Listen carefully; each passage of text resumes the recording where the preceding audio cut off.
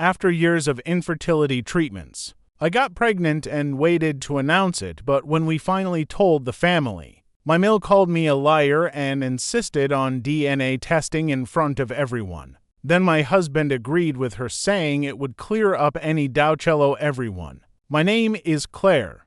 I'm 34 years old, and today I'm going to tell you about the most devastating moment of my life. The night I announced my miracle pregnancy to my family, only to be publicly accused of lying and infidelity by my mother-in-law, with my own husband taking her side. This is a story about betrayal, about toxic family dynamics, about a marriage that shattered in a single evening, and about finding strength when the people who should have protected you choose to hurt you instead. I never imagined that sharing the happiest news of my life would end with me walking out of my marriage. But sometimes people show you exactly who they are when it matters most. Let me start by explaining the journey that led to this moment. My husband Daniel and I have been married for 7 years. From the beginning, we both wanted children, talking about the family we would build together, imagining our future with kids. We started trying to conceive about 6 months after our wedding, young and optimistic, assuming it would happen quickly like it seemed to for everyone else. But months turned into a year, then 2 years, then 3, with no positive pregnancy test despite our hopes and efforts. That's when we started seeing fertility specialists. Beginning a journey that would consume the next several years of our lives, the infertility struggle was brutal in ways I couldn't have imagined before living through it. We went through every test imaginable, discovering that I had endometriosis and Daniel had lower than ideal sperm motility. Neither issue was severe enough to make pregnancy impossible, but together they made conception very unlikely without medical intervention. We tried medications, hormone treatments, timed intercourse that turned something intimate into a clinical procedure. We moved on to IUI, intrauterine insemination, going through 6 rounds over 2 years with no success. Each negative test was a small devastation. Each failed cycle meant grieving the child that wasn't coming, at least not yet. The emotional toll was enormous. I watched friends and family members get pregnant easily, some accidentally, while Daniel and I spent thousands of dollars and countless hours in doctors' offices trying desperately to have what seemed to come so naturally to others. People would ask when we were planning to have kids, not knowing that question was a knife in my heart every time. Well-meaning relatives would offer advice like just relax or stop trying so hard and it will happen, as if years of medical intervention could be undone by simply being less stressed. Daniel's mother, Patricia, was particularly pushy about grandchildren, constantly making comments about how she couldn't wait to be a grandmother, how all her friends had grandchildren already, how we were taking too long to start our family. What made Patricia's comments especially painful was that she didn't know about our fertility struggles. We had made the decision early on to keep our medical journey private, telling only my parents, who were supportive and respectful of our boundaries. Daniel didn't want to tell his parents, particularly his mother, because he knew she would be intrusive and would likely blame me for the problems. He had grown up with Patricia being critical and controlling, always having opinions about his choices, always thinking she knew best. I had seen her behavior over the years, the way she tried to manage every aspect of Daniel's life, the way she made passive-aggressive comments when things didn't go her way. And I understood his reluctance to involve her in something so personal and painful after the IUI attempts failed. We moved on to IVF, in vitro fertilization, which was our last real option for having a biological child together. IVF is incredibly expensive, emotionally draining, and physically demanding. I went through the egg retrieval process, the hormone injections that made me feel crazy, the anxiety of waiting to see how many eggs would be retrieved, how many would fertilize, how many embryos would be viable. Our first round produced 3 embryos. We transferred one, and it didn't implant. We transferred the second several months later, and again it failed. We had one embryo left, and we both knew this was likely our last chance before we would have to consider other options like adoption or accepting a child-free life. The third transfer happened 4 months ago. I was so anxious I could barely function during the 2-week wait before the pregnancy test. I didn't want to hope too much because the disappointment of previous failures had been so crushing, but I also couldn't help imagining that maybe, finally, this would be the one that worked. When I went in for the blood test and the clinic called later that day to say my HCG levels indicated pregnancy, I couldn't believe it. I made them repeat it 3 times. I was pregnant. After 5 years of trying, after all the treatments and failures and heartbreak, I was actually pregnant. I told Daniel immediately, and we both cried with relief and joy and disbelief. But our happiness was tempered with caution. We knew that being pregnant didn't guarantee we would have a baby, that miscarriage was a real possibility, especially in the first trimester. We decided to wait to tell anyone until we were past the critical 12-week mark, until we could see a heartbeat on ultrasound multiple times, until we felt reasonably confident this pregnancy would continue. Those first 3 months were the longest of my life. Every day wondering if this was real, if it would last.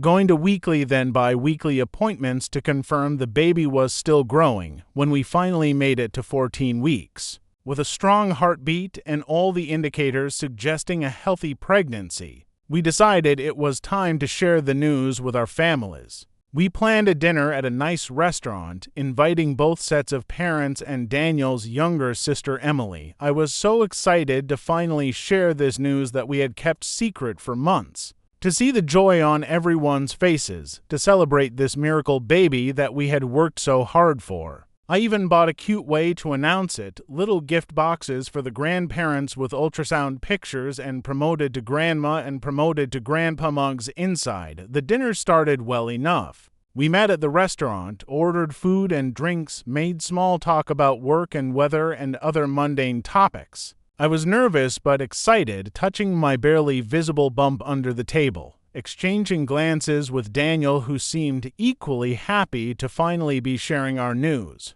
After the main course arrived, Daniel stood up to get everyone's attention, saying we had an announcement to make. He gave a little speech about how he and I had been on a long journey, how we had hoped and prayed and worked towards something that we were finally able to share, and then he said the words, "Claire is pregnant. We're having a baby." My parents reacted exactly as I had hoped. My mother bursting into tears of joy, my father coming around the table to hug us both. Both of them saying how happy they were and how they had been praying for this. Emily seemed genuinely excited, congratulating us and asking when the baby was due.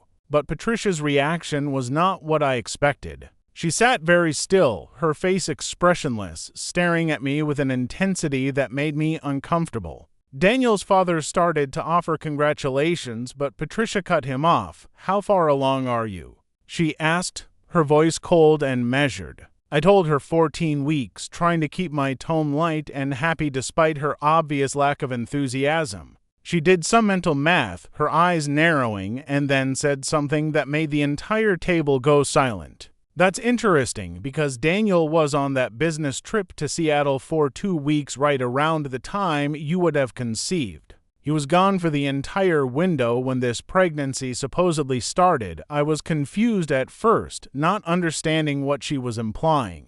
I explained that we had done IVF, that the embryo was transferred at a fertility clinic, that the timing of the transfer was medically planned and monitored, not subject to the usual timing of natural conception. But Patricia wasn't listening. She leaned forward, her voice getting louder, and said, "I don't believe you. I think you're lying about being pregnant, or if you are pregnant, I don't think it's Daniel's baby. I think you got pregnant by someone else and you're trying to pass it off as his." The accusation hung in the air like poison. Everyone at the table was frozen in shock. I couldn't believe what I was hearing. This woman was accusing me, at what was supposed to be a joyful family dinner, of lying about my pregnancy or committing adultery, basing her accusation on a complete misunderstanding of how IVF works. I looked at Daniel, expecting him to immediately shut down his mother's insane accusations, to defend me and explain the medical process we had gone through. But Daniel just sat there, looking uncomfortable, not saying anything. I tried to explain again, more slowly, that IVF doesn't work like natural conception, that the embryo was created in a lab using Daniel's sperm and my eggs, that it was then frozen and transferred to my uterus at a scheduled time that had nothing to do with when Daniel was home or traveling. But Patricia talked over me, her voice getting more aggressive. She said she knew how these things worked, that she had done her research, that there were women who lied about paternity all the time, and she wasn't going to let me trap her son with another man's baby. I felt like I was in a nightmare. This was supposed to be one of the happiest moments of my life, sharing news that Daniel and I had waited 5 years for, and instead I was being accused of infidelity and fraud in front of my entire family. My mother spoke up, defending me, telling Patricia that she was out of line and owed me an apology. But Patricia ignored her, turning to Daniel and saying you need to demand a paternity test. Don't let her manipulate you with tears and stories. Protect yourself. And then Daniel, my husband, the man who had supposedly been on this fertility journey with me, who had held my hand through every treatment and failure, who had been there when we got the positive pregnancy test, said the words that would end our marriage. He said, "Maybe Mom has a point. A paternity test would clear everything up and remove any doubt." He said it calmly, as if this was a reasonable suggestion, as if there was any legitimate doubt to clear up, as if he wasn't destroying me with every word. I stared at Daniel in complete disbelief. He couldn't meet my eyes. He was actually agreeing with his mother that I might have cheated, that I might be lying about whose baby I was carrying, despite the fact that he had been with me through the entire IVF process, had literally provided the sperm sample that created the embryo that was now growing inside me. There was no scientific possibility that this baby was anyone's but his, and yet he was willing to entertain his mother's baseless accusations rather than defend his wife. I stood up from the table, my hands shaking. I told Daniel that if he actually believed there was any possibility this baby wasn't his, despite everything we had been through together, despite the medical documentation and the fact that conception had happened in a laboratory, then he didn't know me at all and didn't trust me at all. I said that a husband who would side with his mother's cruel accusations over his wife's word wasn't a husband worth having. I took off my wedding ring, placed it on the table in front of him, and walked out of the restaurant. My parents followed me out immediately, both of them furious on my behalf. My mother was crying, apologizing that her joy had turned into such a nightmare.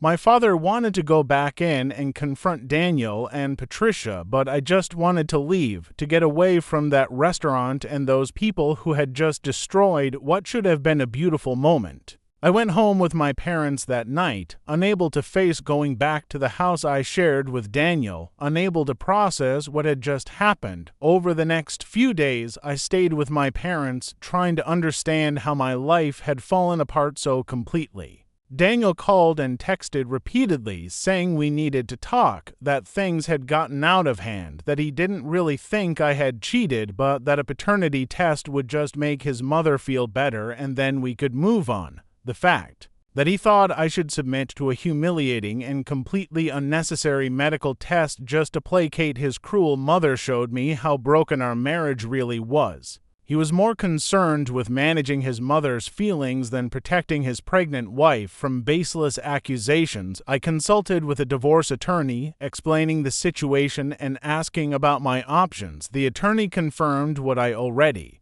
knew, that I didn't need Daniel's permission to proceed with my pregnancy and that paternity could be established legally if needed for custody and support purposes, but that I couldn't be forced to submit to testing just because my husband's mother demanded it. The attorney also helped me understand that Daniel's public agreement with his mother's accusations could actually work in my favor in divorce proceedings, showing a lack of support and trust that would be relevant to custody arrangements. I filed for divorce a week after the restaurant incident. Daniel was shocked when he was served with papers, apparently having believed that I would eventually calm down and agree to his mother's demands. He called me, angry now, saying I was overreacting, that he had been trying to keep the peace and I was blowing up our marriage over nothing. I told him that his mother accusing me of lying and infidelity and him supporting her wasn't nothing. I told him that I had spent 5 years fighting for us to have a baby, going through painful treatments and disappointments, and he had thrown away my loyalty and everything we built together because he couldn't stand up to his mother. I told him that I would raise this baby on my own, that he had lost the right to be an involved father when he chose to doubt the paternity of a child conceived through IVF with his own genetic material. The divorce process has been ugly. Patricia has apparently convinced Daniel that I'm being unreasonable, that all she did was ask reasonable questions and I'm punishing everyone for it. Daniel's attorney initially pushed for a paternity test as part of the divorce proceedings, but my attorney shut that down hard, providing all the medical documentation from the fertility clinic showing that Daniel was the biological father. That conception had occurred through IVF using his sperm and my eggs, and that there was zero scientific possibility of alternate paternity. The judge was not amused by the request and made some pointed comments about wasting the court's time with frivolous demands. What's been most painful is realizing how many people have been willing to believe Patricia's version of events or to suggest that I should have just taken the paternity test to keep the peace. Some of Daniel's extended family members, who only heard Patricia's side, have made social media posts implying I'm hiding something or trying to trap Daniel. Some mutual friends have suggested I'm being too sensitive, that families argue, and I should have been willing to do whatever it took to preserve my marriage. But the people who truly know me, my family, and my closest friends have been unwavering in their support. Understanding that what Patricia and Daniel did was unforgivable, I'm now 6 months pregnant, living with my parents temporarily while my divorce is finalized and I figure out my next steps. The baby is healthy and growing, and I've found out I'm having a boy.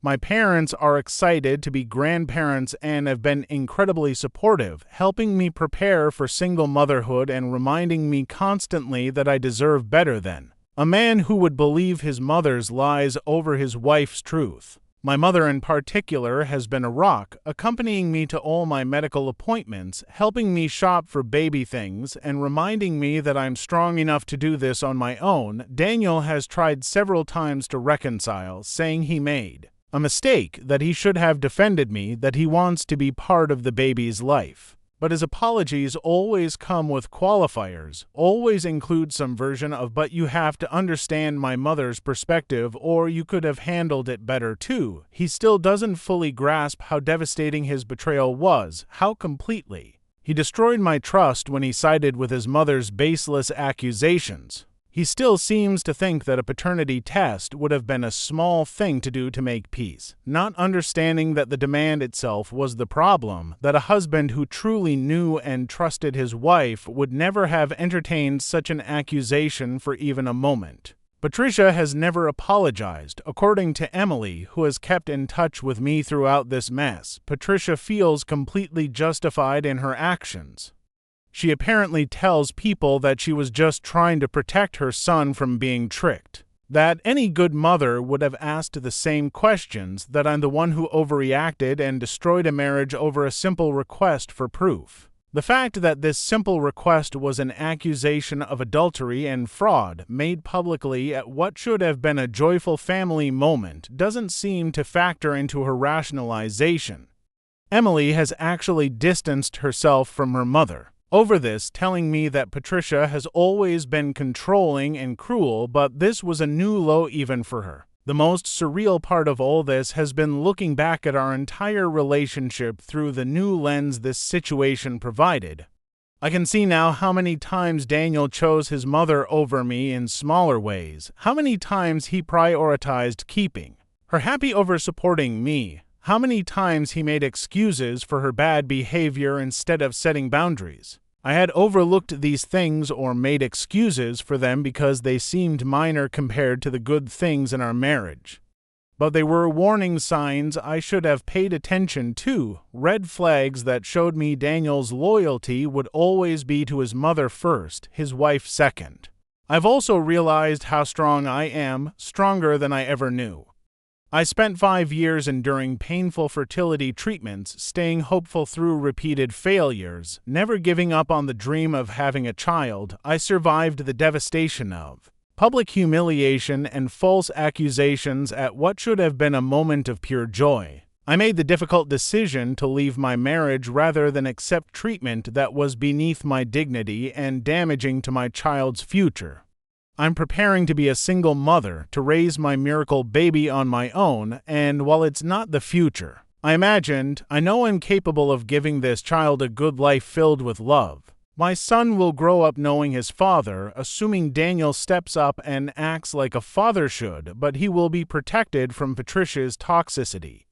My attorney has worked hard to ensure that custody arrangements include provisions protecting my son from grandparents who have shown themselves to be harmful, requiring any visits with Patricia to be supervised or limited. Daniel has fought this, saying I'm being vindictive and punishing his mother unfairly, but the judge agreed that someone who makes baseless accusations of infidelity and demands unnecessary medical testing isn't demonstrating appropriate grandparent behavior. Looking ahead to the future, I'm honestly optimistic despite everything. Yes, my marriage ended in the most painful way possible. Yes, the joyful pregnancy announcement I had dreamed about turned into a nightmare. Yes, I'm facing single motherhood without the partner I thought would be by my side. But I'm also free from a marriage that was fundamentally broken, free from a husband who couldn't prioritize his wife and child over his mother's feelings, free from a toxic family dynamic that would have poisoned my son's childhood. I'm surrounded by people who truly love and support me, and I'm about to meet the baby I fought so hard for, the child who represents 5 years of hope and determination and refusing to give up. I've started thinking about the story I'll tell my son someday about his conception and birth. I'll tell him about how much he was wanted, how many years and how much effort went into bringing him into the world. I'll tell him about the miracle of modern medicine that made his existence possible. I'll tell him that he was loved before he was even conceived, that I fought for him through every setback and challenge. And when he's old enough to understand, I'll tell him the truth about why his father and I aren't together, not to poison him against Daniel, but to teach him that you can't compromise your dignity or accept treatment that disrespects you, even from family, even when it would be easier to just go along. To anyone listening who has experienced something similar, who has been accused of something they didn't do, who has had their joy stolen by someone else's cruelty and toxicity, I want you to know that you deserve better. You deserve people in your life who believe you, who trust you, who defend you when others attack. You deserve a partner who stands with you against the world, not one who stands with the world against you. And you deserve to make choices that protect your dignity and well-being, even when those choices are difficult and come with consequences. I also want to speak to anyone dealing with infertility and the unique pain it brings. Those years of treatments and failures and hope that kept getting crushed were some of the darkest of my life. If you're in the middle of that journey, please know you're not alone, that your pain is valid, and that whatever choice you make about how to build your family, whether through continued treatment, adoption, or accepting a child-free life, is the right choice for you. Don't let anyone, including well-meaning family members, pressure you into sharing more about your journey than you're comfortable with. Daniel and I kept our fertility struggles private specifically to avoid the kind of boundary-violating behavior Patricia would have engaged in if she'd known, and while our marriage didn't survive, I don't regret that decision to protect our privacy during that vulnerable time. My name is Claire, I'm 34 years old, and this is my story of how my mother-in-law's false accusations and my husband's betrayal ended my marriage on what should have been the happiest day of my life. I'm 6 months pregnant with a baby. boy who was conceived through IVF after 5 years of infertility struggles, and I'm facing single motherhood not because I chose it, but because I refuse to accept being treated with such disrespect and distrust. It's been painful, it's been difficult, and there are days when I grieve the future I thought I would have. But I'm also proud of myself for having the strength to walk away from a situation that would have only gotten worse, for protecting my dignity and my child's future, and for proving to myself that I'm stronger than I ever knew. Thank you for listening to my story.